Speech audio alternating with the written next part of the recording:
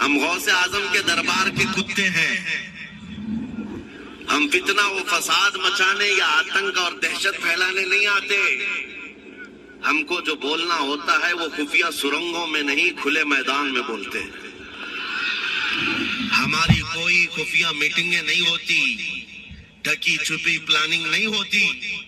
غوث پاک کے دربار کے کتے ہیں, کھلے عام بول رہے ہیں.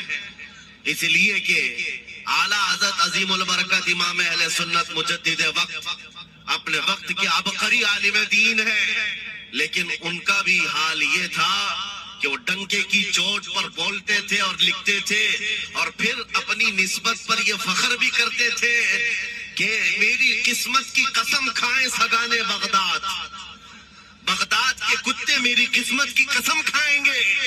اعلیٰ حضرت فرماتے ہیں میری قسمت کی قسم کھائیں سگانے بغداد, ارے ہند میں رہ کے بھی دیتا رہوں پہرا تیرا.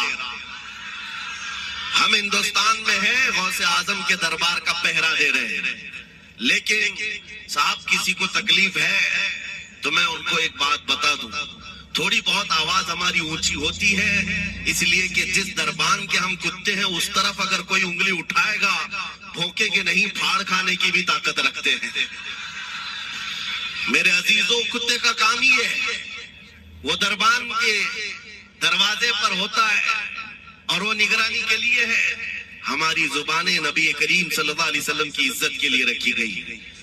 ہماری زبانیں, ہماری زندگیاں اللہ کے ولیوں کی حمایت کے لیے رکھی گئی ہے, اور اگر ان کی حمایت میں نہ بولیں تو پھر کیا دھوتی کرتے والوں کے لیے بولیں گے؟ بات صرف اتنی ہے کہ اسٹیج ادھر بھی لگتے ہیں ادھر بھی لگتے ہیں. آپ چاپلوسی کسی اور کی کرتے ہیں اور ہم تعریف کسی اور کی کرتے ہیں. آپ مال کے پیچھے بھاگتے ہیں اور پھر آپ موجودہ حکومت جو بھی موجود ہے اس کے سکوں پر اور ان کے عہدے پر اور ان کے منصب پر دیکھ کر کے آپ بات کرتے ہیں. لیکن الحمدللہ ہم فقیروں کی عادت یہ ہے, ہم برسوں پرانے آبا و اجداد سے غوث اعظم کے ہی دربار, ان کے ہی غلام ہیں. اس لیے کہ ہم نے یہ سنا بھی ہے اور پڑھا بھی ہے, ہمارے ہاں نسبت پر فخر کیا جاتا ہے. اور کیسی نسبت پر؟ ارے ہمارے وقت کا مجدد جب اس بات پر فخر کرتا ہے, یا غوث تجھ سے در, در سے سگ, اور سگ سے ہے مجھ کو نسبت.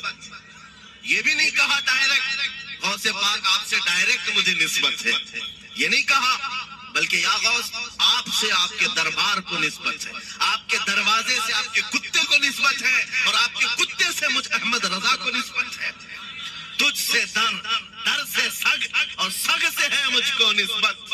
میری گردن میں بھی ہے دور کا ڈورا تیرا, اور اس نشانی کے جو سگ ہیں نہیں مارے جاتے. کیا بہترین فارمولہ دیا ہے ڈرنے والوں کے لیے ہی. اعلیٰ حضرت نے کہا جو خوف کھایا کرتے ہیں خوف نہ کھا, خوف نہ رکھ رضا ذرا, تو ہے عبد مصطفیٰ. اعلیٰ حضرت فرماتے اس نشانی کے جو سگ ہیں نہیں مارے جاتے. سگ فارسی لفظ ہے اور کتے کو کہتے ہیں. کون سی نشانی والے سگ نہیں مارے جاتے؟ جس کتے کے گلے میں پٹا ہوتا ہے اس کو نہیں پکڑا جاتا. میونسپلٹی کی گاڑی بھی آتی کتوں والی, وہ انجیکشن مار کے جاتے ہیں یا کتوں کو پکڑ کے لے جاتے ہیں. بہت کتے اگر آوارہ ہو گئے کمپلین کرو کتوں کو اٹھا لے جائیں گے, لیکن ان اٹھا لے جانے والے کتوں میں اگر ایک بھی بیلٹ والا آیا تو چھوڑ دیں گے. کیوں؟ یہ پٹا بتاتا ہے اس کا کوئی مالک ہے, یہ آوارہ نہیں ہے, کسی کا پالا ہوا ہے. پٹا بتاتا ہے اس کا کوئی مالک ہے. اور اعلیٰ حضرت فرماتے ہیں ہمارے گلے میں قادری پٹا پڑا ہوا ہے, اور اس نشانی کے جو سگ ہیں نہیں مارے جاتے. حشر تک میرے گلے میں رہے قادری پٹا تیرا.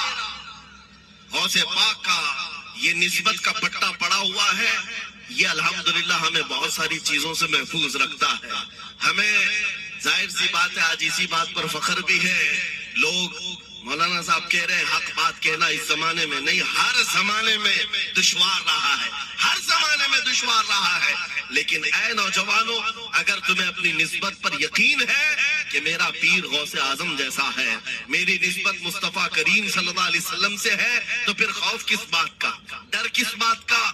اسی لیے ہم ڈنکے کی چوٹ پر بولتے ہیں، کیوں دبے جس پہ حمایت کا ہو پنجہ تیرا، شیر کو خطرے میں لاتا نہیں کتا تیرا۔ عزیزان گرامی اوقات، آج سلطان الاولیاء غوث الاعظم کی بارگاہ میں ہم خراج عقیدت پیش کرنے آئے۔ جو باتیں میں عرض کر رہا ہوں وہ غور سے سنیں۔ کرامات یہ اولیاء اکرام کی زندگی کا حصہ ہے، اللہ کی طرف سے انہیں دیا گیا۔ کرامت کیا ہے؟ ایسا محیر العقول کام، عقل کو حیرت میں ڈال دینے والا کام جو عام انسان نہیں کر سکتا، عام انسان کی عقل میں نہ آئے، اللہ کے ولی سے صادر ہونے والا ایسا کوئی کام، اس کو کرامت کہتے ہیں۔ لیکن کرامت اولیاء کرام کی ولایت کو ثابت کرنے کے لیے ضروری نہیں۔ اولیاء کرام کی ولایت کو ثابت کرنے کے لیے کرامت نہیں دکھائی جاتی، شریعت پر استقامت یہ ولایت کی علامت ہے۔ اگر وہ مضبوطی کے ساتھ ہر زمانے میں اپنے دین پر جمع ہوا ہے، وہ اللہ کا ولی ہے، وہ اللہ کا ولی ہے۔ آج بھی ہماری قوم اولیاء کو ڈھونڈنے پر لگی ہوئی ہے۔ سنو، اللہ کا ولی ڈھونڈنا چاہتے ہو تو ڈھونڈنے کے لیے نکلتے ہیں اور پیچھے پڑ جاتے ہیں، دیکھتے ہیں یہ ٹھوکر مار کر کے سونے کا سکہ نکال سکتا ہے کہ نہیں نکال سکتا ہے۔ اولیاء کو انہی باتوں پر آج بھی لوگ پرکھتے ہیں، سوچتے ہیں کہ ابھی بابا آسمان پر اڑیں گے تو میں سمجھ لوں گا اللہ کے ولی ہیں، پانی پہ چل کے دکھائیں گے تو میں سمجھ لوں گا اللہ کے ولی ہیں، میں یہی بیٹھا ہوں اچانک میرے پاس پیسوں کا تھیلا کھول کے دے دیں اللہ کے ولی ہوں گے۔ یعنی تم ایک جگہ بیٹھے رہو، حلوہ کھلانے والے بابا جس کو تم سمجھو گے اللہ کا ولی ہے۔ میرے عزیزو، یہ جو چیزیں تم سمجھ بیٹھے ہو اللہ کے ولی کے لیے، یہ ضروری نہیں، بلکہ یہ دیکھو کہ وہ نبی پاک کی شریعت پر کتنا قائم ہے، میرے نبی کے راستے پر کتنی مضبوطی سے جمع ہوا ہے۔ میں آپ کو پوچھتا ہوں، سید الشہداء امام علی مقام امام حسین اعظم سے بڑھ کر اللہ کا ولی کون؟ اللہ کا ولی کون ہے؟ سارے اولیاء اکرام کی نسبت وہاں جا کر ختم ہوتی ہے۔ اس حسین اعظم کو دیکھیں کربلا کے میدان میں اپنے بچوں کی قربانی کے سامنے بھی جمے رہے، ڈٹے رہے، کرامت کا اظہار نہیں کیا، شریعت پر استقامت لوگوں کو دکھایا۔ دنیا میں جیسی بھی آفتیں آ جائیں، مصیبتیں آ جائیں، اگر دین مصطفیٰ پر جمع ہوا ہے، استقامت کے ساتھ کھڑا ہوا ہے، وہ اس کی سب سے بڑی ولایت ہے، وہ سب سے بڑا ولی ہے۔ اللہ کا ولی وہ ہے جو شریعت پر جمع ہوا ہے، ڈٹا ہوا ہے، قائم ہے۔ اور کرامات اولیاء اکرام کی زندگی کا ایک چھوٹا حصہ ہے، چھوٹا حصہ ہے، اور استقامت یہ بہت بڑا حصہ ہے۔ جمے رہ جانا کسی بات پر، خوف نہ کھانا باطل طاقتوں سے، نہ ڈرنا ان ظالموں سے، یہ اولیاء کرام کی زندگی کا خاص وتیرہ ہے۔ آج ہم سب کو جس چیز کی ضرورت ہے وہ کرامت کی نہیں، استقامت کی۔ کرامتیں سنتے بھی آیا، اب کرامت سے آپ یہ سمجھتے ہیں کہ کایا پلٹ جانی چاہیے۔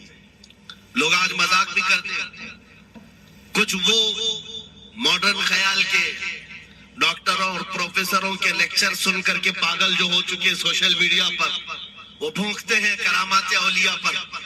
کیا اب کرامات کیوں نہیں دکھاتے اللہ کے اولیاء؟ یہ جو حالات بدلے ہوئے ہیں، ان حالات میں ان کی کرامتوں سے زمین کیوں نہیں پلٹ جاتی؟ ظالموں کے منہ میں کیڑے کیوں نہیں پڑ جاتے؟ میرے عزیزوں، پوری دنیا کرامات سے نہیں چلائی جاتی، وہ اللہ مسبب الاسباب، اسباب پر رکھا ہے۔ ایک مشہور زمانہ بزرگ حضرت محمد جام رحمت اللہ علیہ بغداد ہلاکو کے زمانے کے تھے، ہلاکو بادشاہ جس نے بستیوں کی بستیاں ویران کر ڈالی اور اتنے قتل کر دیا تھا، جہاں سے گزرتا تھا انسانوں کی کھوپڑیاں۔ اس کا جب بغداد پر حملہ کرنے کا ارادہ ہوا تو بغداد سے کئی میل دور اس کا لشکر لے کر وہ پڑاؤ کیا اور اپنے 2 سپاہیوں کو بغداد کا معائنہ کرنے کے لیے بھیجا، اور اس کی دہشت تاری تھی سب شہروں میں، ہلاکو اگر آ گیا تو ہلاک ہو جائیں گے، اس کے فوجی سب کو برباد کر ڈالیں گے۔ ہلاکو کا نام سنتے ہی لوگوں میں دہشت تاری ہوتی تھی، تو دو سپاہی، دو فوجی ہلاکو کے بغداد معائنہ کرنے کے لیے آئے تو لوگوں میں کھلبلی مچ گئی، اب جائیں تو کہاں جائیں؟ تو حضرت محمد جام رحمت اللہ علیہ ایک بزرگ تھے، ان کے پاس لوگ دوڑتے ہوئے آئے اور وہ وضو فرما رہے تھے، ان کے ہاتھ میں پانی کا کٹورا تھا، اور آ کر کے لوگ رونے لگے، حضور ہلاکو آ گیا، بغداد تباہ کر ڈالے گا، بغداد کو برباد کر دے گا، آپ بچا لے، اللہ کے ولی ہیں، آپ دعا کریں۔ انہوں نے اپنی کھٹوری پلٹ دی اور کہا جاؤ، اللہ حفاظت کرے گا۔ روایت میں ملتا ہے کہ وہ دو سپاہی ڈھونڈتے ڈھونڈتے رہ گئے، ان کو بغداد نظر ہی نہیں آیا، کوئی بغداد کا نہ گھر دکھا، نہ محل، نہ راستہ، کچھ نہیں۔ واپس وہ اپنے بادشاہ کے پاس جا کر کہتے ہیں ہم تو بہت ڈھونڈ کر کے آئے، بغداد ملا ہی نہیں۔ ہلاکو نے ان دونوں سپاہیوں کو قتل کر دیا، کہا کہ تم جھوٹ بولتے ہو، مجھے بغداد کی روشنی یہاں سے دکھتی ہے اور تمہیں کیسے نظر نہیں آیا؟ یا تو تم نکمے ہو یا تو پھر میرے ساتھ دھوکہ کر رہے ہو، قتل کر دیا۔ دوسرے دن اپنے خاص دو وزیروں کو بھیجا کہ جاؤ بغداد کا معائنہ کر کے آؤ، گلیاں، وہاں کی سڑکیں اور وہاں کے محلات، وہاں کی عمارتیں دیکھ آؤ۔ یہ دو وزیر گئے اور ڈھونڈتے رہے، جیسے ہی وہ بغداد میں انٹر ہوئے، آج پھر لوگ ہلاکو کے ان وزیروں کو دیکھ کر دوڑے دوڑے بھاگتے ہوئے اس اللہ کے ولی کے پاس آیا، حضرت محمد جام، آج پھر رونے لگے، کہا ہماری بیویاں بیوہ ہو جائیں گی، ہمارے بچے یتیم ہو جائیں گے، سب مارے جائیں گے، آپ بچا لیں۔ آج پھر سے انہوں نے کھٹوری پلٹ دی، کہا جاؤ، اللہ حفاظت فرمائے گا۔ اللہ والوں کا یہ تصرف ہے، یہ کرامات ہے، وہ چاہے تو پورے لوگوں کو پوشیدہ کر دے ظالموں کی نظر سے۔ دوسرے دن وہ وزیر بھی ڈھونڈتے رہ گئے، ان کو بھی بغداد نظر نہیں آیا، واپس گئے۔ بادشاہ کے وہ بڑے معتمد لوگ تھے، کہا کہ ہم بھی گئے لیکن ہم کو بغداد نظر نہیں آئی۔ ہلاکو کو بڑا تعجب ہوا، ایسا کیسے ہو سکتا ہے؟ لوکیشن بالکل صحیح ہے، ہم سامنے ہیں، چند میل کے فاصلے پر ہے، اور ان کو بغداد نظر کیوں نہیں آتا؟ تیسرے دن اس نے کہا کہ اب کسی معائنے کی ضرورت نہیں، کوئی جائزہ لینے کی ضرورت نہیں، ہم ڈائریکٹ جاتے، فوج کو تیار کرو۔ پوری فوج کو لے کر کے جب تیار ہو کر وہ بغداد کے سرحد پر آ کر کھڑا ہو گیا، اس کے جنگ کا بگل بجا اور تباہی کے آوازیں آنے لگی، تو آج لوگ پھر دوڑتے ہوئے حضرت محمد جام کے پاس آئے اور ان سے رو رو کر گڑ گڑانے لگے، کہا آج تو آفت آ گئی، بڑی بلا آ گئی، توجہ سے سننا میرے عزیز، آج آپ اگر نہ بچائیں تو سب تباہ ہو جائیں گے، برباد ہو جائیں گے۔ آج آپ اپنی کٹوری اٹھا رہے تھے، انہیں غیب سے ندا آئی، اے میرے محبوب بندے، کب تک تم اپنی کٹوری اٹھا کر ان کو بچاتے رہو گے؟ ان کو مہلت دی گئی تھی اپنے اعمال درست کرنے کی، نہ انہوں نے توبہ کیا، نہ اپنے اعمال درست کیے، ان کو ان کے حال پر چھوڑ دو۔ اللہ کے ولیوں کو حکم ہوتا ہے اللہ کا، اب انہیں نہ بچایا جائے تو ظاہر سی بات ہے وہ حکم الہی کے پابند ہے۔ انہوں نے وہ کٹوری چھوڑ دی، پھر ہلاکو داخل ہوا بغداد میں اور ایسی تباہی مچائی تھی کہ پورے بغداد کی سڑکوں میں صرف خون ہی خون تھا، تباہ و برباد کر دیا، اینٹ سے اینٹ بجا ڈالی۔ اس واقعے کو میں نے پڑھا، اس کے بعد یہ محسوس ہوا اللہ کے اولیاء اکرام مدد ضرور کرتے ہیں لیکن ایک وقت تک، جب وہ وقت آ جائے اللہ کی طرف سے منع ہو جائے کہ یہ قوم بڑی سرکش ہے، اب ان کی مدد نہ کی جائے، تو پھر یہ ہاتھ اٹھا لیا کرتے ہیں اور ان کو حالات پر چھوڑ دیا جاتا ہے۔ عزیزان گرامی وقار، اولیاء کاملین کی کرامتوں پر بھونکنے والوں سے بھی میں یہی کہوں گا، وہ چاہے تو پل بھر میں حالات ہمارے بدل دیں، چاہے تو زمین کو الٹ پلٹ دیں، لیکن وہ اللہ کے حکم کے پابند ہوتے ہیں۔ اور لوگوں کے لیے یہ بات ہے، نصیحت ہے کہ جب ایسے حالات آ جائیں، آپ ادھر ادھر بھاگنے کی بجائے پہلے اپنے دل کی طرف دیکھیں، کہیں میرے گناہوں سے دل کے دھبے بڑھ تو نہیں گئے، میرا دل سیاہ تو نہیں ہو گیا۔ سچ بتاؤ میرے عزیزو، اتنے سخت حالات کے بعد کتنے لوگوں کو ایسی توفیق ہوئی کہ رات کا اندھیرا چھا گیا ہو اور توبہ کرنے کا جذبہ بڑھ گیا ہو، رات کے وقت بیٹھ کر کے رونے لگ گیا.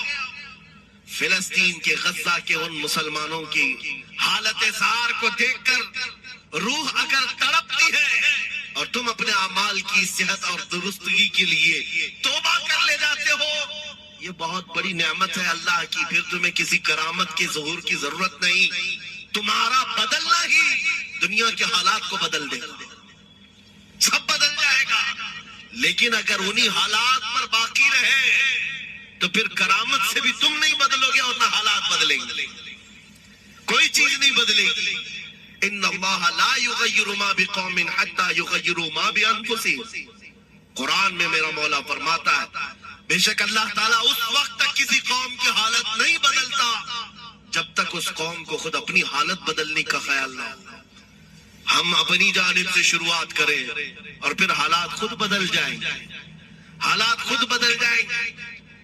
سرکار سیدنا غوث اعظم عبد القادر جیلانی رضی اللہ تعالیٰ عنہ جس حال میں بغداد تشریف لائے تھے اس زمانے کو یاد کریں، اس زمانے کو یاد کریں. وہ ایسا زمانہ تھا کہ اس وقت حق بولنا ایک جرم ہو گیا تھا. شیعہ نواز خلیفہ موجود تھے. حضرت ابو بکر حضرت عمر کا نام لینے پر بھی مسجد کے دروازے پر کوڑے مارے جاتے تھے. یہ وہ حالات تھے، علماء کی زبانیں گنگ تھیں، بول نہیں پاتے تھے. خطبہ کیا دینا ہے وہ بالکل سکرپٹڈ، جو خلیفہ وقت چاہے بس اتنا ہی. آج جیسے سعودیوں کے ہاں یہ رواج، بادشاہ کی حمایت میں اور بادشاہ جیسا چاہے ویسی مسجد کا مولوی بھی بولتا رہے. شریعت کیا کہہ رہی ہے، میرے مصطفیٰ کریم صلی اللہ تعالی علیہ وسلم کی تعلیمات کیا کہہ رہی ہے، اس سے کیا سروکار. بس اتنی باتیں کرو جتنی ان کے بادشاہ کی حمایت ہے. یہ دور غوث اعظم کے زمانے کا بھی تھا. اس وقت حق بولنا ایک بہت بڑا جرم تھا، علماء کو کوڑے مارے جاتے تھے. آپ کو پتا اسی بغداد میں صرف ایک حق بات کا اعلان کرنے کی وجہ سے امام احمد بن حنبل کو 300 کوڑے مارے گئے تھے. ان کی پیٹھ جھک گئی تھی، ان کی ریڑھ کی ہڈی ٹیڑھی ہو گئی تھی. کوڑا کس کو کہتے ہیں؟ کوئی رسی کو نہیں، چمڑے کا وہ بیلٹ جس سے وہ مارتے تھے تو جسم کی چمڑی لگ کر کے آ جاتی تھی. 100 کوڑے میں تو آدمی مر جاتا تھا، کوئی بچ گیا بچ گیا. 300 کوڑے کھائے. اس امام کی بات کر رہا ہوں جس کو میرے نبی کی 5 لاکھ حدیثیں یاد تھی. وہ امام احمد بن حنبل اتنے بڑے امام الحدیث کوڑے کھاتے تھے تو کس بات پر؟ صرف حق بات کا اعلان برسر پیکار کرتے تھے، سب کے سامنے کرتے تھے. انہوں نے کوئی بادشاہ کی روح رعایت نہیں کی. انہوں نے یہ نہیں دیکھا کہ یہ کیا چاہتے ہیں، بلکہ ہمیشہ یہ دیکھا کہ میرے نبی کی شریعت کیا چاہتی ہے. میرے عزیزو، یہی بڑی کرامت ہے. غوث اعظم کی بڑی کرامتوں میں سے کرامت یہ ہے، اس زمانے میں آپ بغداد تشریف لائے جب حالات ایسے تھے کہ حق بولنا دشوار تھا، اور آپ جب مسجد پر کھڑے، مسجد کے ممبر پر کھڑے ہو کر اعلان کرنے لگ گئے، ہیبت ایسی طاری تھی کہ کوئی آپ کو روک نہ سکا. اور آپ کی یہ حقانیت کی تبلیغ پھیلتی گئی. شروع میں 10 لوگ، پھر 20 لوگ، پھر 100 200، پھر 1000 2000. غوث اعظم نے چند مہینوں میں جو خطبات دیے، آپ کے خطبات کا عالم یہ تھا کہ پھر 70,000 کا مجمع برابر سننے کے لیے آیا کرتا. اور غوث اعظم کا یہ خطبہ ایک نہیں، ہزاروں خطبات ہیں. جب آپ خطبہ دیتے تھے، ایک بات یاد رکھیں، زبان اگر پاک ہو اور اللہ کی نبی پاک کی شریعت طاہرہ بولتی ہو، اس زبان میں بلا کا اثر ہوتا ہے، اللہ کریم کی طرف سے اثر ڈالا جاتا ہے. حق بات اگر بلند آواز سے کہو، یہ مت دیکھو کہ میں کون ہوں، یہ دیکھو کہ کلام کس کا ہے. اللہ کریم لوگوں کے دلوں پر بات ڈالتا ہے. غوث اعظم کی زبان سے نکلے ہوئے کلمات ایسے ہوا کرتے، مجمع ختم ہونے سے پہلے پتہ نہیں کتنوں کی تو لاشیں اٹھائی جاتی تھی، کتنے تو وہاں بے ہوش ہو جاتے. کس بات پر؟ اتنا اثر کرتا دل پر کہ لوگ کپڑے پھاڑ لیتے تھے. خطبے کے اندر، بیان کے اندر ایسا اثر ہوتا کہ لوگ بیٹھے بیٹھے مدہوش ہو جاتے، کوئی جوش حال میں کپڑے پھاڑ ڈالتے. روایات میں بتایا گیا کوئی ایک مجمع بھی ایسا نہیں جس میں حضور غوث پاک کی تقریر کے بعد جنازہ نہ اٹھایا گیا. ہر خطابت کے بعد. اور بولتے کیا تھے؟ حیرت کی بات ہے میرے عزیزوں. آج بعض لوگ یہ کہتے ہیں ہم بھی بہت ساری چیزیں بیان کر رہے ہیں. میں اپنے لیے بھی نصیحت اور سارے علماء کے لیے بھی کہتی ہوں. لوگوں کے پلے نہیں پڑتی, لوگوں کے کانوں میں نہیں جاتی. یہ جمعہ میں آتے ہیں, سوتے رہتے ہیں. جب امام کھڑا ہوتا ہے نماز کے لیے تو یہ جھٹکا لے کر کے کھڑے ہوتے ہیں. بیان یوں ہی چلا جاتا ہے. میرے عزیزوں, دو چیزوں کی پابندی ضروری ہے. میں نے پڑھا تھا امام احمد بن حنبل نے حضرت سفیان ثوری رضی اللہ تعالی, حضرت سفیان ثوری نصیحت کر رہے تھے, اور جب وہ نصیحت کرتے تو لوگ رو پڑتے تھے. آخرت کو یاد کرتے, قبر کی ہولناکیوں کا تذکرہ کرتے تو لوگ رونے لگتے. ایک بندہ تھا وہ مجلس میں آیا کرتا اور خاموش بیٹھتا اور اس پر کچھ بھی اثر نہیں. ایک دن اس نے پکڑ کر کے پوچھا حضرت سفیان سے, آپ جب بیان کرتے تو لوگ دھاڑے مار مار کر روتے, مجھے تو کچھ نہیں ہوتا, میں تو ایسے ہی بیٹھا رہتا ہوں. آپ نے کیا فرمایا؟ آپ نے نہیں فرمایا کہ تو بدتمیز ہے, تو بدماش ہے, تو بد عمل ہے. فرمایا دو میں سے ایک خرابی ہو سکتی ہے, یا میرا دل خراب ہوگا یا تیرا دل خراب ہوگا. اس لیے کہ میں بات رسول اللہ کی کر رہا ہوں, اس میں اثر تو ہوگا ہی. دو میں سے کوئی ایک خراب ہوگا. یہ نہیں فرمایا کہ تو ہی خراب. یہاں پر ہمارے لیے نصیحت ہے, بولنے والی زبان پاک ہو اور لقمہ حلال کا جاتا ہو, اللہ اثر ضرور پیدا فرماتا. سرکار غوث پاک رضی اللہ تعالیٰ عنہ منبر پر کھڑے ہو کر بیان کر رہے ہیں. کیا بیان کر رہے ہیں سنیں. ایک دن آپ حضرت عبد الجبار کو بٹھائے, اپنے بیٹے کو, وہ بیان کرتے رہے. اس کے بعد اتر کر کے آگے کہا, ابا جان آپ جو بیان کرتے ہیں اس میں جو رکت طاری ہوتی ہے وہ میرے بیان میں نہیں ہوتی, آپ بیان کریں. غوث پاک منبر پر کھڑے ہو گئے اور سنو, 70,000 کا مجمع ہے. غوث پاک کی تقریر کیا ہے؟ ڈائریکٹ شروع فرماتے غوث پاک, اے لوگوں میرے گھر میں آج ایک بڑا حادثہ ہو گیا. اپنے گھر کا واقعہ بیان کر رہے, میرے گھر میں آج ایک عجیب حادثہ ہو گیا. عبد الجبار کی ماں یعنی اپنی بیوی کے بارے میں کہہ رہے ہیں, ان کے بیٹے حضرت عبد الجبار کہتے ہیں عبد الجبار کی ماں میرے لیے دہی مٹی کی ہانڈی میں جمع کر رکھی ہوئی تھی, ایک چھیکے سے لٹکائی ہوئی. گرمیوں کے دن تھے, آج میری بھی خواہش تھی دہی کھانے کی. میں گھر پہنچا دوپہر کے وقت, دہی کی ہانڈی میری بیوی نے اٹھا کر کے دسترخوان پر رکھا تھا. میرے پہنچنے سے پہلے ایک بلا آیا گھر میں اور پاؤں سے جھپٹا مارا, وہ دہی کا مٹکا گر گیا, ٹوٹ گیا اور دہی پورا زمین پر بہہ گیا. نہ ماں کھا سکا نہ میری بیوی کھا سکی. اتنا بیان کرنا تھا کہ لوگ دھاڑے مار کر رونے لگ گئے, کپڑے پھاڑنے لگ گئے. لوگوں کے اندر جوش حال سے کیفیت بدل گئی. میرے عزیزوں, کوئی اپنے گھر کا واقعہ بیان کر رہا ہو کہ دہی کی ہانڈی پھٹ گئی, دہی بہہ گیا, اس میں کون سی ایسی بات ہے رونے کی کہ ہمارے اور تمہارے لیے ہو سکتا ہے. غوث اعظم کا مجمع بھی اہل دل کا ہوا کرتا تھا, وہ بصیرت والے لوگ بیٹھتے تھے. غوث پاک کیا بیان کر رہے تھے؟ غوث پاک کے بیان کا مطلب یہ نہیں ہے کہ ان کی بیوی دہی کی ہانڈی جمائی تھی اور ان کے لیے کھانے کا انتظار کر رہی تھی. غوث اعظم اپنے واقعے سے دنیا کی حالت بتا رہے تھے, اے لوگوں جس طرح میرے گھر میں آج میرے کھانے سے پہلے دہی کا مٹکا ٹوٹ گیا اور دہی بہہ گیا, سب کی حالتیں تقریباً ایسی ہوتی ہیں. انسان اپنے لیے اتنا کماتا ہے, مال جمع کرتا رہتا ہے, اور جب اس کے کھانے کا وقت آتا ہے ملک الموت پنجہ مار کر روح نکال لیتا ہے اور سارا مال اس کا دھرا کا دھرا رہ جاتا ہے, نہ وہ چکھ پاتا ہے نہ کھا پاتا ہے. غوث پاک رضی اللہ تعالیٰ عنہ یہ دنیا کی حالات بتا رہے تھے. اور میرے عزیزوں, آج بھی وہی حالات ہیں ہمارے, آج بھی وہی حالات ہیں. ہم نے کمانے کے لیے اپنی صحت گنوا دی, رات نہیں دیکھا, دن نہیں دیکھا, دوڑتے رہے مال حاصل کرنے کے لیے، اتنا جمع کر لوں، اتنا جمع کر لوں، اتنا جمع کر لیا جب تک تو صحت بگڑ گئی، شوگر بھی آ گئی، بی پی بھی آ گیا، اور ایسی بیماریاں لگ گئی کہ اب ان کو ٹھیک کرنے کے لیے جتنا جمع کیا تھا خرچہ کرتے رہو۔ شیخ سعدی رحمت اللہ علیہ فرماتے ہیں یہ دو کاموں میں تو انسان کی پوری زندگی ختم ہوتی ہے، پہلے کمانے کے لیے صحت گنواتا ہے اور پھر صحت بچانے کے لیے مال گنواتا ہے۔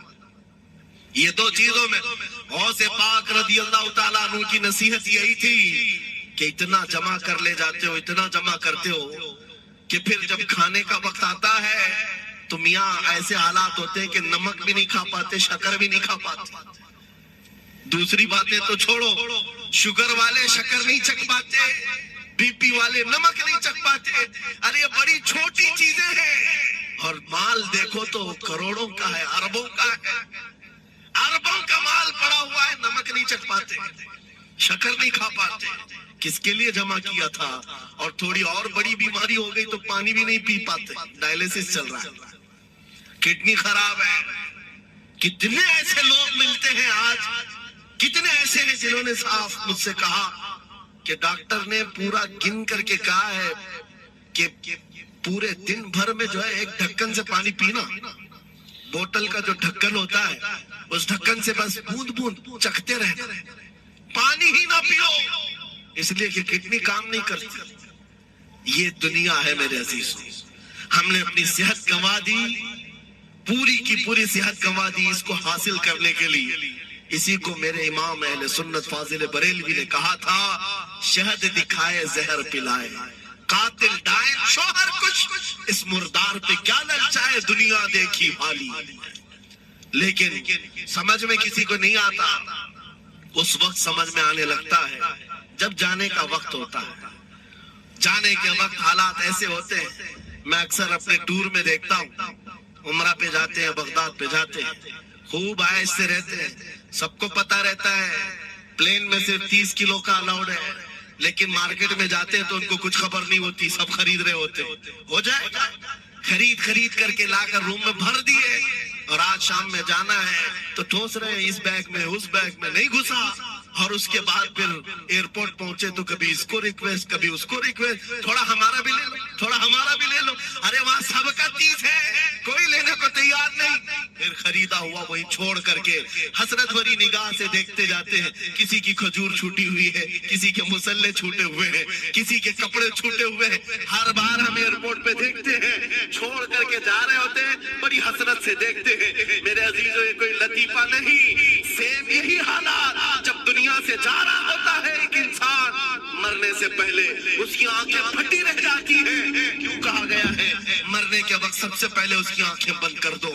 کیونکہ وہ اپنا مال دیکھ رہا ہوتا ہے، اپنی اولاد دیکھ رہا ہوتا ہے، اپنا گھر بار دیکھ رہا ہوتا ہے، میں نے اس کو بنایا تھا، اس طرح سے کمایا تھا، اس طرح سے اس کو پالا تھا، یہ سب دیکھتا رہ جاتا ہے، ان میں سے کسی چیز کو اٹھا بھی نہیں پاتا، لے نہیں جا سکتا، یہاں تک کہ ایسی حالت ہوتی ہے خود جا بھی نہیں پاتا، دوسروں کے کندھوں پر سوار ہو کر جانا پڑتا ہے۔ یہ دنیا کی حقیقت، غوث پاک کی تعلیمات اگر پڑھتے رہ جاؤ میرے عزیزوں، تصوف کا ایک ایسا قلعہ ہے، غوث پاک کی تعلیمات کافی ہے تمہیں توبہ کرنے کے لیے، دنیا میں دل لگانے کے لیے اور اس سے دل ہٹانے کے لیے غوث پاک کی تعلیمات کافی ہے۔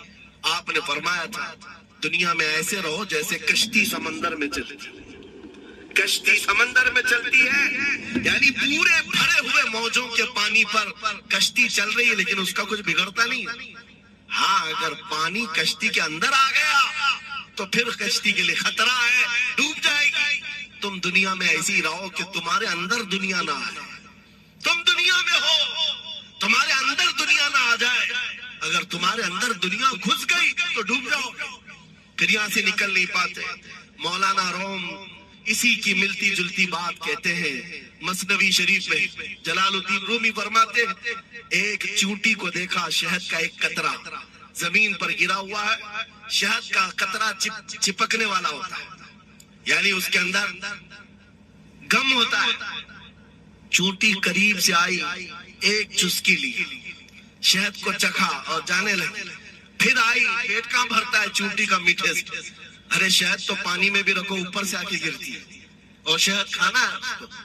اور دوسری طرف سے آئی، پھر گئی، پیٹ نہیں بھرا، چاروں طرف سے اس قطرے کو چاٹ چاٹ کے گئی۔ مولانا روم فرماتے پھر چونٹی کے دل میں خیال آیا، میں نے ہر طرف سے تو شہد کو چکھ کر دیکھا، ٹیسٹ ایک ہی ہے، بیچ قطرے میں کیسا ٹیسٹ ہوگا، قطرے کے بیچوں بیچ شاید الگ ٹیسٹ ہوتا ہے۔ تو چونٹی یہ سوچ کر کے قطرے کے اوپر چڑھ گئی، جو شہد کا قطرہ تھا اس کے اوپر چڑھ گئی، کہا اوپر چڑھ کر کے میں چسکی لوں گی اس کی اور چکھوں گی۔ اور جب چڑھ گئی تو اس کے سارے پیر ہاتھ اس پہ چپک گئے، چوبس تو لیا، شہد کھا تو لیا، لیکن واپس آنے کا کوئی راستہ ہی نہیں تھا، سارے ہاتھ پیر اس شہد کے گم میں چپک گئے، چونٹی کی اسی قطرے میں موت ہو گئی۔ مولانا جلال الدین رومی فرماتے ہیں انسان یہی کرتا ہے، مال کبھی ادھر سے کماتا ہے کبھی ادھر سے کماتا ہے، ہر جگہ سے دیکھتا ہے، سارے ٹیسٹ لے لیتا ہے، بعد میں بڑے بڑے لوگوں کو دیکھتا ہے، ارے نیتا جی تو بڑے بنگلے میں، وہاں کیسا عیش ہوتا ہوگا، کوئی اس ریزورٹ میں ہے وہاں کیسی مستیاں ہوتی ہوں گی، وہاں بھی جا کر دیکھ لوں، یہ وہاں بھی یہاں بھی کرتے کرتے گھس جاتا ہے اور دنیا میں ایسا مصروف ہوتا ہے، اس کی موت آ جاتی ہے، توبہ کی مہلت نہیں مل پاتی، اسی دنیا میں پھنس جاتا ہے۔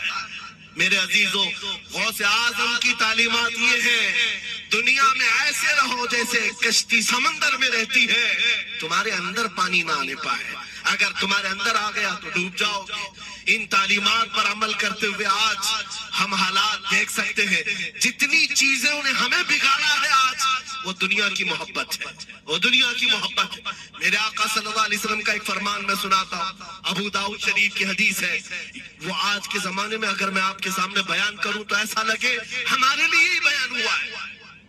رسول کریم صلی اللہ علیہ وسلم فرماتے یوشک ان تداعى علیکم الامم کما تداعى الاکلۃ الی قصعتها، قریب ایک زمانہ تم پر آئے گا، تم دیکھو گے کہ ساری جماعتیں میری امت پر ٹوٹ پڑیں گی، ایسے ٹوٹ پڑیں گی جیسے بھوکا برتن پہ جھپٹتا ہے، بھوکا آدمی جیسے برتن پہ جھپٹتا ہے، ایسے میری امت پر ساری قومیں جھپٹ پڑیں گی۔ آج وہی تو حالات ہے، آج وہی حالات ہے، سب کا ٹارگٹ ہم ہی ہے، سب کا نشان ہم ہے۔ صحابہ نے پوچھا اس وقت یومئذ نحن من قلت یا رسول اللہ، اے اللہ کے رسول اس زمانے میں ہماری تعداد کم ہوگی، ایسا کیوں ہوگا کہ سارے لوگ ہم پر جھپٹ پڑیں گے؟ نبی پاک فرماتے ہیں وَلَكِنَّكُمْ كَثِيرُونَ، نہیں تم تو بہت زیادہ ہوں گے اس وقت، غثاءً كَغُثَاءِ السَّيْلِ، لیکن تمہاری حالت سمندر کے جھاگ کی طرح ہوگی، یعنی سمندر کا کف جھاگ جو ہوتا ہے ہواؤں سے اڑ جاتا ہے، تمہاری حالت ایسی ہوگی، تعداد تو بہت ہوگی لیکن چھوٹی چھوٹی چیزوں سے بلبلا کر کے بھاگنے والے لوگ، یہ پیورٹی نہیں رہ جائے گی۔ پھر صحابہ نے پوچھا یا رسول اللہ صلی اللہ علیہ وسلم یہ ایسی چیز ہمارے اندر کیوں آئے گی؟ میرے آقا فرماتے ہیں وجہ دو ہی ہوگی، دو چیزیں جب تمہارے دل کے اندر آ جائے تو اللہ تعالیٰ تمہارے دلوں کے اوپر کافروں کا، دشمنوں کا رعب ڈال دے گا، تم ڈرتے ڈرتے جینے لگ جاؤ گے، خوف کے عالم میں جینے لگ جاؤ گے۔ وہ دو چیزیں کیا ہیں؟ میرے آقا فرماتے حب الدنیا و کراہیت الموت، دنیا سے بے انتہا محبت کرنے لگو گے اور موت سے بھاگنے لگو گے، موت سے تمہیں نفرت ہو جائے گی، ڈرنے لگ جاؤ گے۔ یہ دو چیزیں جب تمہارے اندر آ جائے تمہارے دلوں پر کافروں کا رعب ڈال دیا جائے گا، دشمنوں کا خوف ڈال دیا جائے گا۔ کیا یہ دو چیزیں آج ہمارے اندر آ گئی؟ اے نوجوان، دنیا میں ایسے مست ہو گئے، ہر ایک کو اپنی مصلحت ہے، میری دکان کیسے چلے گی، میرا بزنس کیسے چلے گا۔ مولانا تو تقریر کرتے ہیں، یہ بولتے ہیں ان کو کچھ ہو گیا ہمارے بچوں کا کیا ہوگا، یہ ساری مصلحتوں کی باتیں میں سن سن کر کے پک گیا ہوں۔ بہت سارے لوگوں کو تو یہ لگتا ہے ان کے ساتھ مت بیٹھو ورنہ کل کو ان پکڑ کے لے جائیں گے تو تمہارا بھی نام آ جائے گا۔ بہت سارے اسٹیج پر علماء کے حالات پر ابھی تو چل رہا ہے، जिस दिन कोई टारगेट पर आए इधर उधर बैठने से भी डरने लगे। इनके ऊपर इतने केस हैं, बाजू बैठने वालों की भी हालत खराब हो जाएगी, हमारा भी नाम ना आ जाए। मेरे अजीजों, ये सब गीदड़ भपकियां हैं, तुम्हारे ईमान का इम्तिहान। मैं तो यही कहता हूं, हमारे साथ कोई मामला नहीं। वही बात मैं कहता हूं जो अकबर इलाहाबादी ने कहा था, रकीबों ने रिपोर्ट लिखवाई है जा जा के थाने में कि अकबर नाम लेता है खुदा का इस जमाने में। यही रिपोर्ट लिखवाते हैं जा जा करके। हमारी भी जहां रिपोर्ट लिखी हुई होगी, बात यही होगी कि रसूलुल्लाह का नाम लेता है और उनके नाम पर लोगों को बात करता है, यही रिपोर्ट होगी। और इस बारे में हम कभी डरते नहीं। मैं आपको बताऊं, उत्तर प्रदेश में वहां के हालात तो पता है, बिल्डोजर की हुकूमत चलती है।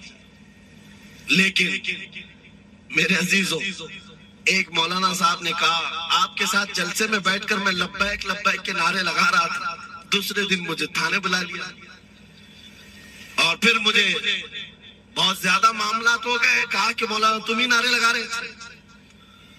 आप लोग ना डरे इंशाअल्लाह।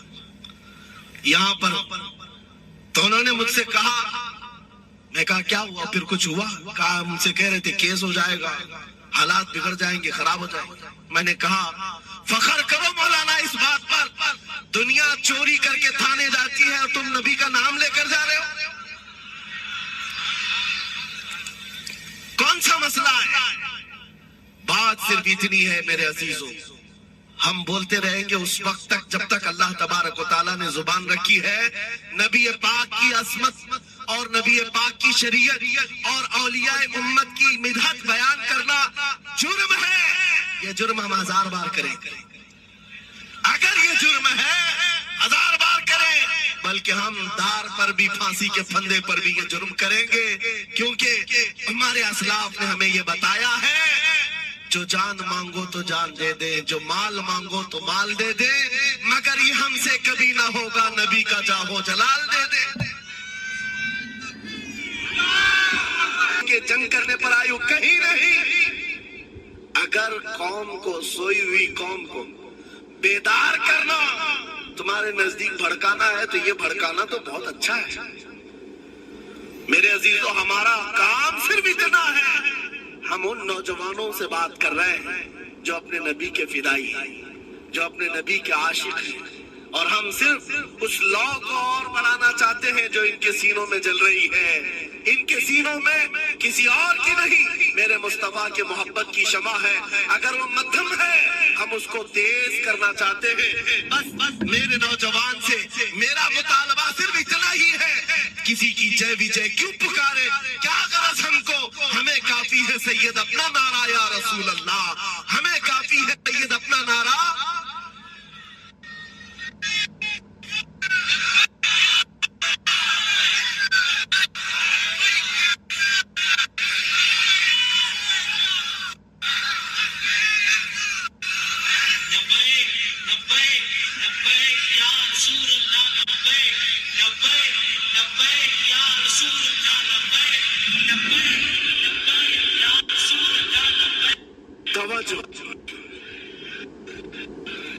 लंगर बट रहा होता है, शिया भी खा रहे हैं। गौसे पाक रज़ियल्लाहु तआला अन्हु का लंगर आज भी बट रहा है। बगदाद की वो एक ऐसी बारगाह है जहां सुन्नी और शिया दोनों हैं, दोनों तस्लीम करते हैं उनकी विलायत को। अब रहे बात अहले हदीस की या देवबंद की, इनकी किताबें उठाओ तो पता चल जाएगा कि गौसे पाक के मुतालिक इन्होंने क्या क्या नहीं लिखा।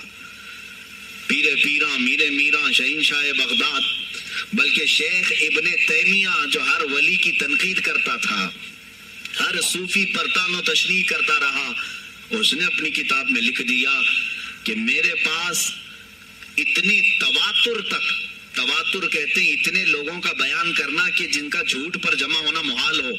शेख इब्ने तैमिया कहता है मेरे पास इतनी तवातुर से किसी और की करामतों का जिक्र नहीं पहुंचा जितना शेख अब्दुल कादिर जिलानी का पहुंचा है।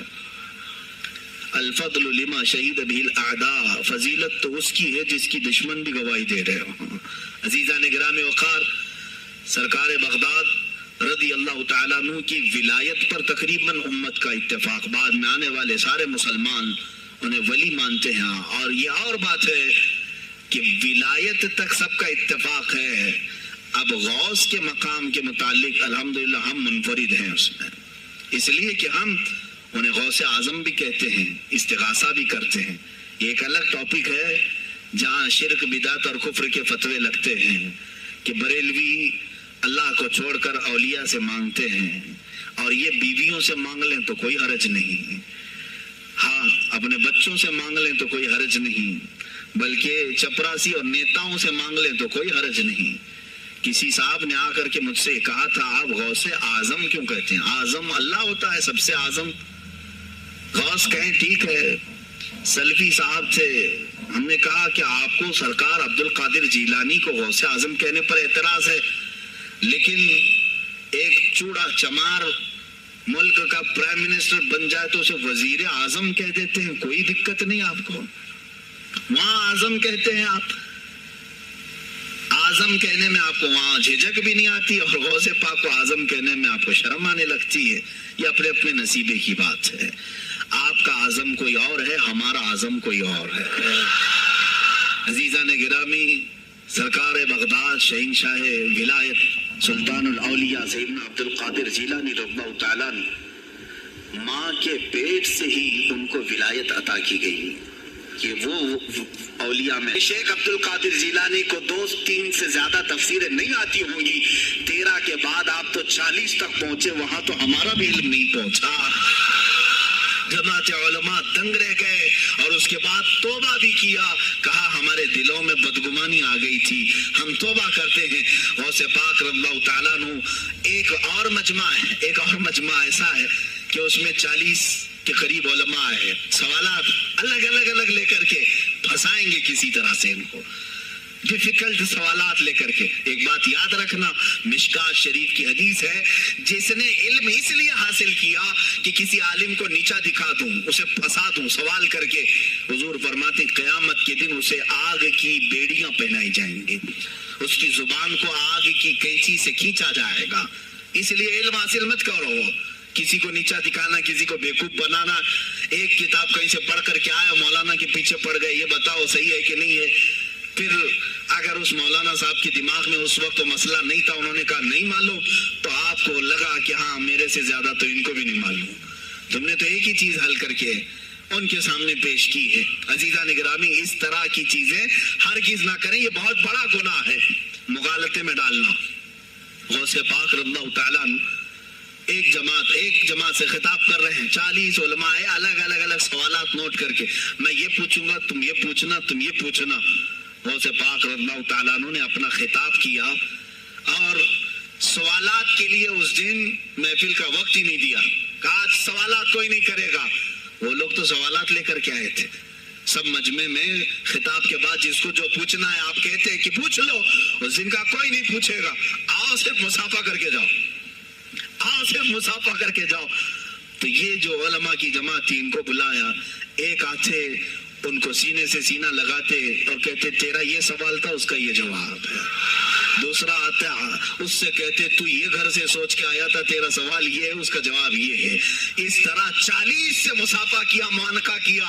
ان کے سوالات کے پوچھنے سے پہلے جوابات بھی دے دیے، اور اس کے بعد کہا کیا ہے گروہ علماء، تم سوال کرتے اور میں جواب دیتا تو عبد القادر کی کیا اس میں خصوصیت تھی؟ تم سوال بھی نہ کرو، میں جواب دوں، تب پتا چلے گا کہ میں بندہ قادر ہوں، میں قادر کا بندہ ہوں. تم نے سوال بھی نہیں کیا اور میں جواب دوں تو تمہیں احساس ہوگا کہ میں قادر کا بندہ ہوں. اللہ رب العزت کا کی صفاتی نام ہے. عزیزان گرامی وقار، علماء نے تنگ کیا، پریشان کیا، آپ کے مجموعوں کو روکنے کی کوشش کی، لیکن ایسا نہیں ہے کہ غوث پاک نے ہر ایک کو اپنی کرامت سے زیر کر دیا ہو، ان علماء کو پورا سلا دیا ہو. نہیں، فیس کیا ہے، مقابلہ کیا ہے، پریشانیاں اٹھائی ہیں، اور خلفاء کے وقت کے سلاطین کی بھی بہت ساری ایسی سختیاں تھی جس کو آپ نے برداشت کیا. کئی لوگوں نے آپ پر پابندیاں لگانے کی کوشش کی تھی. یہ تو سرکار غوث پاک کی استقامت تھی کہ آپ جمے رہے. اور سب سے بڑا کام آپ کا کیا تھا معلوم؟ خانقاہ کے گدی نشینوں غور سے سنو، جو غوث پاک کا نام لیتے ہیں، سرکار غوث پاک رضی اللہ تعالیٰ عنہ کی اس صفت کو میں بیان کروں تو یہ بغلیں جھانکیں گے. ابھی غوث پاک نے سب سے بڑا کردار کیا کیا جانتے ہیں آپ؟ لوگ کہتے ہیں خانقاہی ماحول قائم کرنا ہے، اللہ اللہ کرو، تسبیح لو، دلوں کی صفائی کرو، سب صحیح ہے، لیکن غوث پاک نے تقریباً 25 سال صرف جہاد پر بیان کیا، صرف جہاد پر. کہا کہ اے گروہ مسلمین، تم پر اللہ نے ذلت مسلط کر دی ہے اس لیے کہ تم نے کوششیں ترک کر دی ہیں. حکومتوں کو صحیح کرنے کے لیے آپ نے باغ ڈور سنبھال لی تھی. غوث پاک جب بیان کرتے منبر سے تو وقت کا جو تخت تھا وہ بھی ہلنے لگ جاتا تھا. خلیفہ مستنجد باللہ، اس زمانے کا خلیفہ ہے، اور تنگ آ گیا غوث پاک کے پاس. جب وہ بیان کرتے اور ان کی عیاشیاں کھول کھول کر کے ذکر کرتے تو لوگوں میں اب احساس جاگنے لگا، کوئی تو اللہ والا آیا ہے جو نظام خداوندی قائم کرنے کی بات کر رہا ہے، نظام مصطفیٰ قائم کرنے کی بات کر رہا ہے. بغداد کی یہ حالات جب ہونے لگے میرے عزیزوں، سلطان الاولیاء غوث پاک کی ہی شہ پر جانتے ہیں صلاح الدین ایوبی جیسا ایک مرد مجاہد پیدا ہوا ہے. یہ آپ کی تحریک تھی، غوث پاک کی تحریک تھی کہ جب بازنطینی عیسائیوں سے آپ نے اپنی پوری امت کو آگاہ کیا کہ تم سو رہے ہو، تم اپنی عیاشیوں میں ہو، تم اپنے نشے میں ہو، تمہارا دشمن تاک میں لگا ہے، ہاتھ لگا کر کے بیٹھا ہے. اور ہوا بھی یہی کہ غوث پاک کے ڈال کر بات کرتے تھے اور پھر نظام مصطفیٰ کی بات للکار کر کے کرتے تھے. آج کے زمانے میں کچھ لوگوں نے اولیاء کو ایسا پیش کیا ہے جیسے وہ درویش بس جنگل میں رہتے تھے اور کچھ نہیں. نہیں میرے عزیزوں، وہ اللہ کے شیر تھے، اللہ کے شیر تھے. اسی لیے تو اقبال نے کہا ہے اللہ کے شیروں کو آتی نہیں روبائی.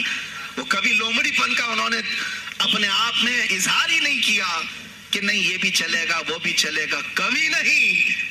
وہ گرجتے تھے اپنے تخت پر، اپنی خانقاہوں پر. دیکھیں خلیفہ مستنجد باللہ، ابو المظفر اس کو کہتے ہیں، بغداد کا وہ خلیفہ، عباسی خلیفہ، بڑا طاقتور، اور اسی کے زمانے میں غوث پاک ہیں. ایک فارس سے آنے والے اجمی عبد القادر، شیخ عبد القادر، جب بغداد کی جامع مسجد میں بیان کر رہے ہوں، در و دیوار ہل رہے ہیں. وہ اپنے خلافت کے دربار میں بیٹھا ہے خلیفہ، اچانک بہت زور کی آواز آئی، پورے محل میں گونج گئی. پوچھا یہ آواز کیسی بغداد میں؟ لوگوں نے معلوم کر کے بتایا کہ شیخ عبد القادر جیلانی نے چھینک ماری، ان کے مریدوں نے صرف جواب دیا ہے.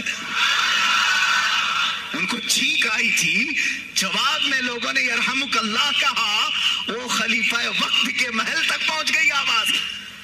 تو اس نے کہا یہ تو پورا ہلا دینے کی بات ہے. ایک بات یاد رکھو میرے عزیزو، آواز ہو سکتا ہے تمہاری مسجد سے باہر جائے نہ جائے، تمہاری آواز کا دار و مدار تمہارے گلے پر نہیں ہے. ایک بار تم پکارو گے، پہنچانا میرے مولا کا کام ہے. اب ہماری آواز کہاں کہاں تک پہنچتی ہے، کس کے ٹائر پھٹتے ہیں، یہ سب بات کی بات ہے. تم پکار کر کے تو دیکھو. اللہ رب العزت کے نام پر عزیزان گرامی وقار مستنجد باللہ آیا اور وہی کیا جو ہر عیاش کرتا ہے. ظاہر سی بات ہے مولوی صاحب کچھ لے دے کے چھوڑ دو، جان بخش دو، جاؤ کہیں بیٹھو، آپ اللہ اللہ کرو. کہاں یہ حکومت سیاست کی باتوں میں آپ آ گئے؟ چند دنوں پہلے میں نے بھی سیاست کی بات کی تو مجھے بھی ایک مشورہ ایسا ہے کہ آپ کو انٹرسٹ ہے ایم پی بننے کا، ایم ایل اے بننے کا؟ میں نے کہا مجھے انٹرسٹ تو نہیں ہے لیکن کرسی صاف کرنے کا انٹرسٹ بہت ہے. اس پر جو کچرا ہے اس کو صاف کرنے کا انٹرسٹ بہت ہے. انشاءاللہ العزیز وقت آئے گا وہ صاف ہوں گی بھی. عزیزان گرامی مستنجد باللہ 10 اشرفیوں کی تھیلیاں لے کر سننے کی غوث پاک کے دربار میں آئے. آپ مریدین کے ساتھ بیٹھے، ارے وہ حال و قال کی مجلسیں ہیں. مستنجد باللہ آیا غوث پاک کی بارگاہ میں، کہا کہ یہ حضور آپ قبول کر لیں، نذرانہ ہے. آپ نے کہا تو رکھ لے اپنا نذرانہ. تو اپنے پاس رکھ لے. کہا کہ ہدیہ قبول کرنا سنت ہے, آپ سنت کے خلاف کرتے ہیں. غوث پاک نے کہا اللہ ایک تھیلی لیا اور اپنے بغل میں دبا کر کے اس کو نچوڑنا شروع کیا تو اس سے خون ٹپکنا لگا. خون اتنا ٹپکنے لگا تو حاضرین مجلس دم بخود رہ گئے. خلیفہ مستنجد باللہ بھی دیکھ رہا تھا. غوث پاک نے فرمایا ابھی تو یہ ایک تھیلی ہے, میں 10 کو نچوڑوں گا تو یہ خون تیرے دربار تک پہنچ جائے گا, تیرے دربار تک پہنچ جائے گا. تو مجھے وہ اشرفیاں دینے آیا ہے جو تو نے غریبوں کے مال کو چوس کر کے حاصل کیا, تو مجھے خریدنے کے لیے آیا ہے. اگر مجھے تیرے خاندان کی حرمت کا خیال نہ ہوتا تو میں آج پورے بغداد کی نالیوں میں اسی کا خون بہاتا. خلیفہ مستنجد باللہ بے ہوش ہو گیا, اور اس کے بعد جب ہوش آیا اس نے توبہ کیا اور آپ کے ہاتھ پر بیعت بھی کیا. اب اس کے بعد وہ خلیفہ ایسا پاک ہوا, نظر غوث جو پڑی. اب اس کے بعد دربار خلافت کے حالات کیا ہو گئے سنیں. میں آج سیاست پر بات کر رہا ہوں. اب خلیفہ مستنجد باللہ کا دل جب صاف ہوا, 8 دن کے بعد وہ حاضر آیا. کہا سلطان الاولیاء اے شیخ عبد القادر جیلانی, آپ حکم فرمائے کہاں کس طرح کا گورنر رکھنا چاہیے, گورنر کس طرح کا ہونا چاہیے. آپ نے غوث پاک نے اپنے خلفاء کو حکم دیا کہ لسٹ بنائی جائے, اسلامی سلطنت میں گورنر کون ہوگا. لسٹ بنی. کہا وہ ہوگا جس کی تہجد قضا نہیں ہوتی, وہ گورنری پر آئے گا جو سنت رسول کو ہلکا نہیں سمجھتا ہوگا, وہ گورنری پر آئے گا جس کی نمازیں کوئی قضا باقی نہ رہی ہوں, اس لیے کہ جو اللہ کا قرضہ باقی رکھے گا وہ لوگوں کا بھی مال کھا جائے گا. آپ نے لکھایا نام, خلیفہ مستنجد باللہ نے آپ کے اشارے پر گورنر پورے تبدیل کر دیے. ہر جگہ پر ایسے لوگوں کو رکھا جو سرکار غوث پاک کے یا تو مرید تھے یا خلیفہ تھے یا شاگرد تھے, اور ان کے دلوں میں اللہ کا خوف تھا, اور وہ پورے بغداد اور آس پاس کی سلطنتوں کو سنبھالے ہوئے تھے. ایک وقت ایسا آیا کہ وہی چند سال پہلے جو بغداد نشے میں ڈوبا ہوا تھا, 10 سالوں کے بعد لوگ کہنے لگے کہ آج بغداد ایسا لگ رہا ہے جیسے عمر بن خطاب کا زمانہ آ گیا ہو, عمر بن خطاب کا زمانہ آیا ہو. تم نے تو غوث پاک کی 11ویں کھائی ہے نا, اصلاح حکومت ان سے نہیں سیکھا. وہ آئے تھے نظام تبدیل کرنے کے لیے. آج میں علماء سے بھی یہی کہوں گا, تم حق بات تو پہنچاؤ قوم تک. آج حالات ایسے ہیں میرے عزیزوں, ڈر اور خوف ان کے سینوں پر طاری ہوا. کس بات سے ڈرتے ہو؟ کیا تم نے اللہ کی ذات پر ایمان نہیں لائے؟ یہ نہیں کہتے ہو موت و حیات اللہ کے ہاتھ ہے, رزق اللہ کے ہاتھ ہے, پھر ڈرتے حکومت وقت سے کیوں؟ مجھے ابھی چند دنوں پہلے ایک میسج یہ بھی آیا تھا کہ حضرت آپ تو پاکستان کے علامہ خادم حسین کی تعزیت پر بیان کر رہے ہو, آپ دیکھ نہیں رہے یہاں کا ماحول کیسا ہے. عزیزان گرامی, اس دن مجھے افسوس اس بات پر ہوا, سوال پر, ہائے افسوس, اس قدر تمہارے ضمیر مردہ ہو گئے, اس قدر تم بزدل ہو گئے. لاکھوں لوگوں کے دلوں میں شمع عشق مصطفیٰ جگانے والے پر تمہاری زبان بند ہے, تمہاری زبان بند ہے. میں نے صرف ایک جملہ کہا, کوئی فرق نہیں پڑتا, میں اس ملک میں رہ رہا ہوں جہاں کا پرائم منسٹر ایک سور خبیث فرانس کے صدر کے لیے ٹویٹ کر سکتا ہے, تو میں پڑوسی ملک کی کسی عاشق رسول کی تعزیت کیوں نہیں کر سکتا؟ کیوں نہیں تعزیت کر سکتا؟ اگر ہندوستان کی تخت پر بیٹھنے والے کو فرانس کے صدر سے کوئی دلی عشق ہے, محبت ہے, تم اس کی معشوقہ ہو یا محبوبہ ہو, مجھے فرق نہیں پڑتا, لیکن اتنا ضرور ہے عاشق رسول مشرق میں ہو, شمال میں ہو, جنوب میں ہو, مغرب میں ہو, جب اس کی روح جائے گی تو ہماری بھی روح تڑپے گی. ہماری ڈور بندھی ہوئی ہے مدینۃ الرسول سے. میرے آقا صلی اللہ علیہ وسلم کی جو بات کرے گا وہ پھر کسی بھی ملک کا باشندہ ہو. تم کہتے ہو تعزیت کے لیے, ارے میرے عزیز, اگر میں سامنے ہوتا تو اس کے قدموں کی خاک میں اپنے امامے پر رکھتا.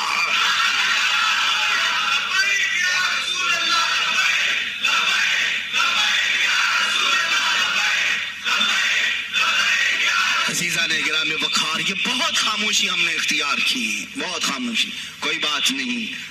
تم دیکھو گے حالات خراب ہونے کی جو شکایات آج کر رہے ہیں علماء، تم سب کے سب جاؤ گے.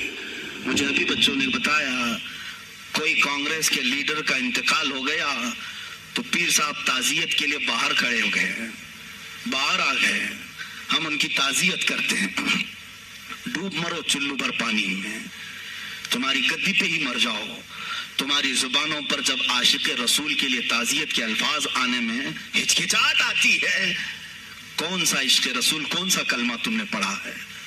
غوث پاک کی اگر تمہارے اندر ذرا برابر بھی نسبت ہے تو میں کہوں گا میرے عزیزو، سلطان الاولیاء غوث پاک عاشق رسول ہی نہیں، فنا فی الرسول تھے. میرے نبی کی بات پر اگر کوئی انگلی بھی اٹھاتا، آپ یا تو اپنی کرامت سے اس کا منہ توڑ جواب دے دیتے.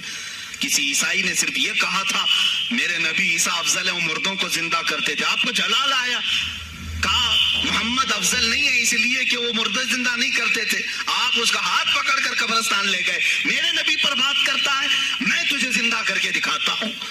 اپنی کرامت سے مردے کو زندہ کر کے دکھایا. اب بول کون افضل ہے، عیسیٰ افضل ہے کہ میں افضل ہوں؟ تو نے تو عیسیٰ علیہ السلام کو مردے زندہ کرتے دیکھا تو نہیں، لیکن عبد القادر کو سامنے دیکھا.